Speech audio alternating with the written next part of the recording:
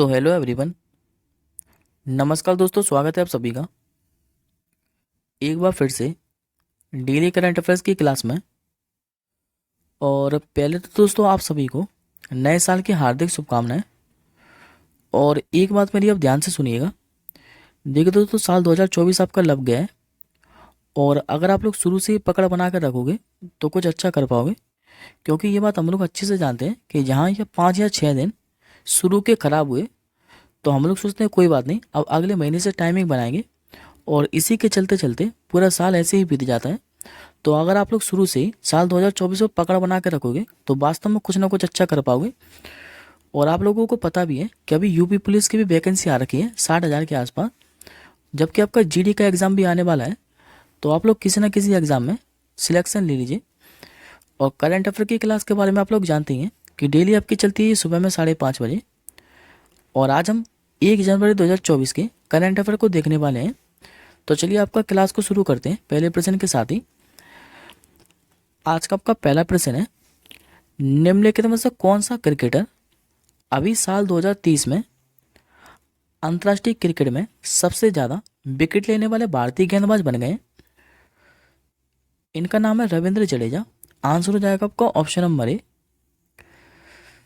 देखिए दोस्तों, जो रविंद्र जडेजा है इन्होंने साल 2030 में कुल 35 अंतर्राष्ट्रीय मैच खेले हैं और इन्होंने कुल 39 पारियों में 66 विकेट चटकाए, जिसके साथ ये साल 2030 में अंतर्राष्ट्रीय क्रिकेट में सबसे ज़्यादा विकेट लेने वाले गेंदबाज बन गए। इस सूची में दूसरे नंबर पर बात करें तो 63 विकेट के साथ कुलदीप यादव हैं, जबकि तीसरे स्थान पर मोहम्मद सिराज हैं जिन्होंने कुल 60 विकेट लिए हैं। हम लोग टॉप 3 याद रखेंगे, इनको खाली रीड कर लीजिएगा कि चौथे नंबर पर आपके मोहम्मद शमी जिन्होंने 56 विकेट लिए, जबकि 5वें नंबर पर रविचंद्र अश्विन हैं जिन्होंने कुल 46 विकेट लिए हैं। अब बात करते हैं इंटरनेशनल क्रिकेट काउंसिल के बारे में। तो इसका गठन हुआ था 15 जून 1909 को। मुख्यालय देखने को मिलेगा यूएई के दुबई शहर के अंदर। अध्यक्ष हैं इसके ग्रेग बार्कले जो कि न्यूजीलैंड से हैं। सीईओ हैं जॉर्फ अलार्डिस जो कि आपके ऑस्ट्रेलिया के। और वर्तमान में इसमें सदस्य देशों की संख्या कितनी है तो 108। अब एक बार आप लोग आज के ज्ञान के अंदर देखिए, अभी आईपीएल 2024 के लिए जो मुंबई इंडियंस है इसने किस खिलाड़ी को अपना कप्तान बनाया है? तो ये बनाया था दोस्तों हार्दिक पांड्या को। आईपीएल के इतिहास में सबसे महंगे बिकने वाले खिलाड़ी कौन बने थे? तो ये बने थे दोस्तों मिचेल स्टार्क जो कि ऑस्ट्रेलिया के हैं। और अभी टेनिस हॉल ऑफ फेम में शामिल होने वाले पहले एशियाई पुरुष खिलाड़ी कौन बन गए? तो ये 2 खिलाड़ियों को चुना गया था, एक तो लिएंडर पेस को और दूसरे भारत के विजय अमृतराज को। उसके बाद मैंने आपको पढ़ाया था कि फीफा अंडर 70 विश्व कप 2030 की विजेता टीम कौन सी बनी थी? तो ये बनी थी आपकी जर्मनी। फाइनल में हराया था फ्रांस को, जबकि इसका होस्ट कंट्री कौन था तो इंडोनेशिया। अभी संपन्न जो खेलो इंडिया पैरा गेम है इसमें पदक तालिका में शीर्ष स्थान पर कौन सा राज्य रहा था? तो ये रहा था पहले स्थान पर हरियाणा, दूसरे पर था आपका उत्तर प्रदेश, जबकि तीसरे पर तमिलनाडु राज्य रहा था। और अभी किसने पहली बार विजय हजारे ट्रॉफी का खिताब अपने नाम किया था? तो ये भी क्या था दोस्तों हरियाणा ने ही, जबकि फाइनल में किसको हराया था तो राजस्थान को। अब आज के दूसरे प्रश्न की ओर बढ़ते हैं। अभी राजस्थान का पहला जो स्नेक पार्क है यह कहाँ पर खोला जाएगा? तो ये खोला जाएगा साथियों राजस्थान के कोटा शहर के अंदर। आंसर हो जाएगा आपका ऑप्शन नंबर बी। देखिए दोस्तों, जो केंद्रीय चिड़ियाघर प्राधिकरण है इसने इसकी मंजूरी दे दी है कि जो कोटा सिलेम पार्क है इसमें 29 भारतीय सहित 4 अमेरिकन प्रजातियों के सांप को रखा जाएगा। और जो केंद्रीय चिड़ियाघर प्राधिकरण है ये पर्यावरण, वन और जलवायु परिवर्तन मंत्रालय भारत सरकार के तहत एक वैधानिक निकाय है जिसकी स्थापना कब हुई थी तो 1992 में। और दोस्तों, जो भारतीय वन्यजीव संरक्षण अधिनियम है 1972, इसी के एक संशोधन के माध्यम से इसकी स्थापना की गई थी। और ये क्वेश्चन जाने ना जाने कितनी बार एग्जाम में पूछा गया है कि जो वन्यजीव संरक्षण अधिनियम है यह कब पारित हुआ था, तो 12 अगस्त 1972 को। तो ये जरूर याद रखिएगा आप लोग। इसका काम क्या है, तो देश में मौजूदा जानवरों, पक्षियों और पौधों को सुरक्षा प्रदान करना। अब ये दोस्तों देश के पहले से रिलेटेड क्वेश्चन है, तो एक बार आप लोग आज के ज्ञान के अंदर देखिए।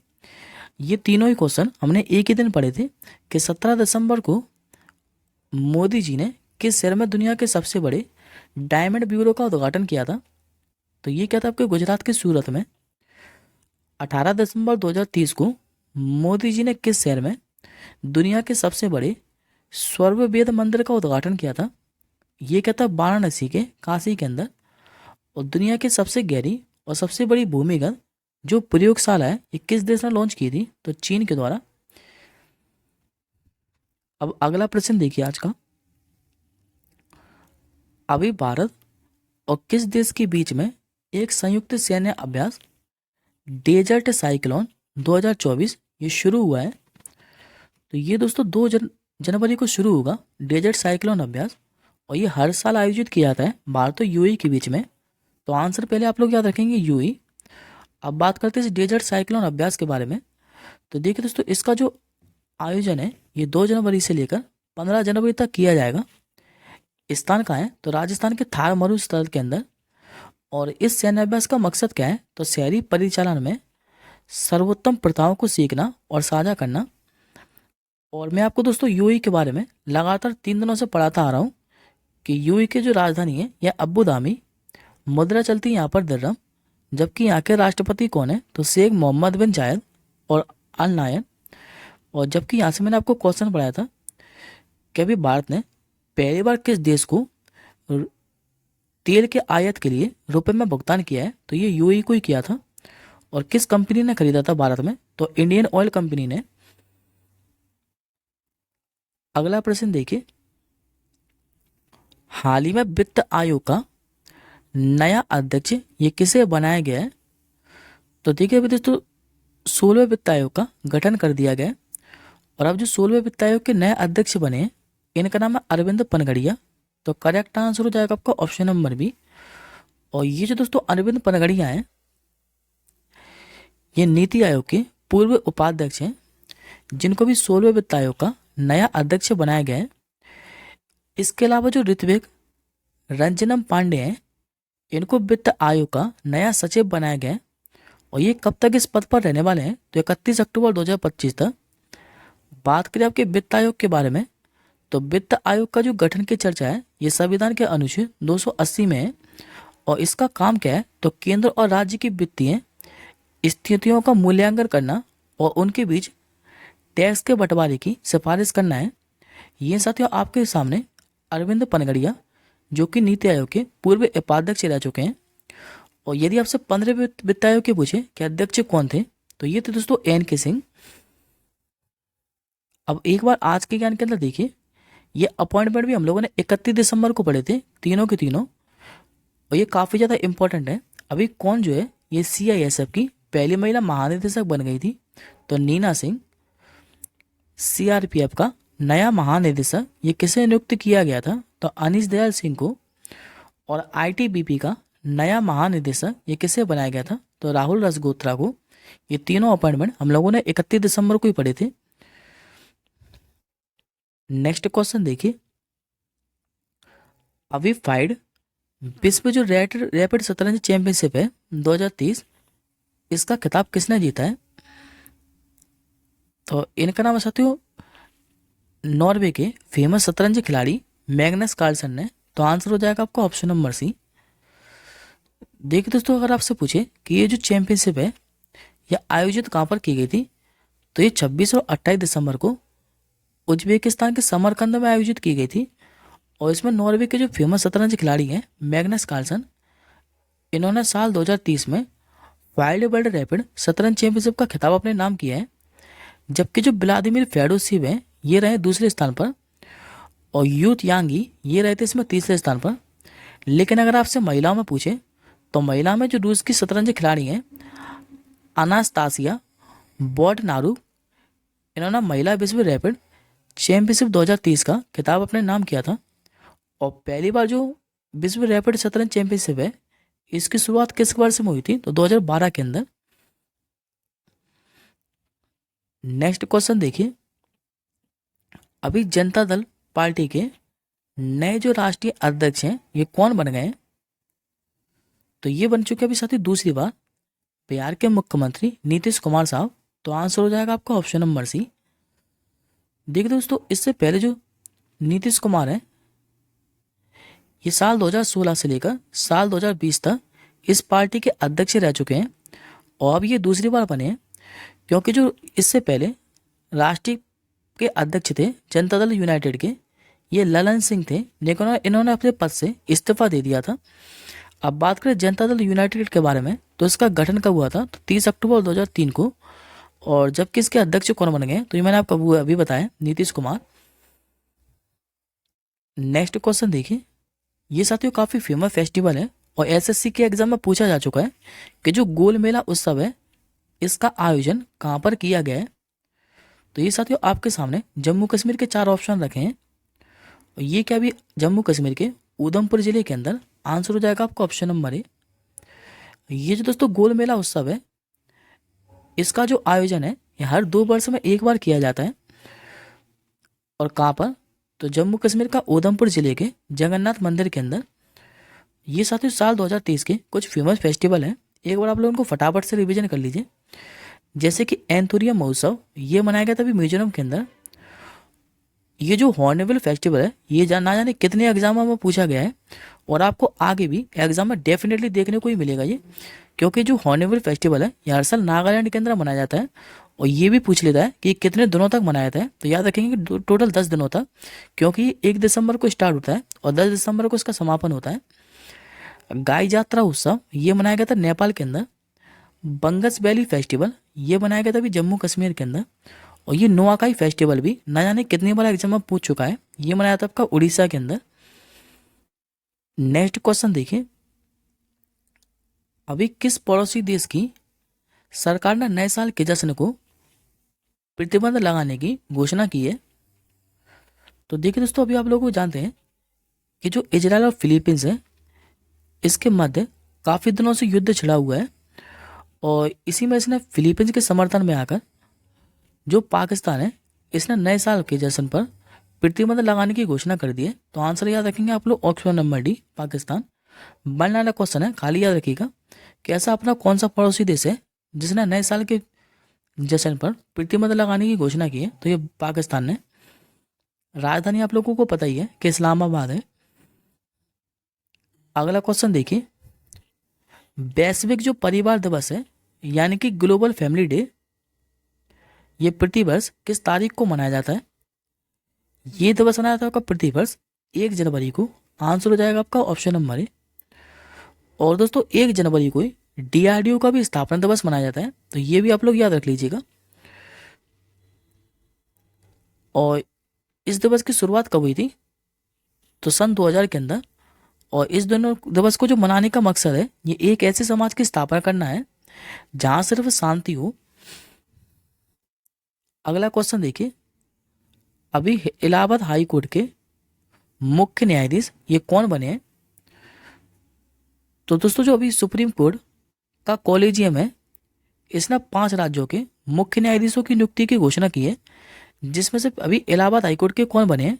तो ये बन चुका आपके अरुण बंसाली। आंसर हो जाएगा आपका ऑप्शन नंबर बी। अब बाकी के 4 को और डिस्कस कर लेते हैं कि ये कौन कौन बने हैं। इसमें से साथ ही मैं झारखंड के आपको 31 दिसंबर को पढ़ा चुका हूँ कि जो न्यायमूर्ति बी.आर. सारंगी है जो कि पहले उड़ीसा हाई कोर्ट के मुख्य न्यायाधीश हुआ करते थे, इनको झारखंड का अभी नया मुख्य न्यायाधीश बना दिया गया है। पंजाब एवं हरियाणा के कौन बने हैं? तो न्यायमूर्ति सील नागू। गुवाहाटी हाईकोर्ट के बने न्यायमूर्ति विजय बिश्नोई।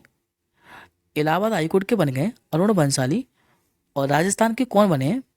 तो मनिंदर मोहन श्रीवास्तव।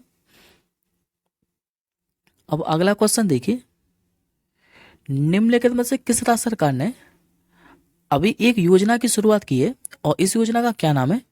तो वन टाइम सेटलमेंट योजना। तो ये योजना शुरू की अभी हरियाणा के मुख्यमंत्री मनोहर लाल खट्टर के द्वारा। तो आंसर हो जाएगा आपका ऑप्शन नंबर सी। देखिए साथियों, जो हरियाणा के मुख्यमंत्री हैं मनोहर लाल खट्टर साहब, इन्होंने वन टाइम सेटलमेंट योजना की शुरुआत की है।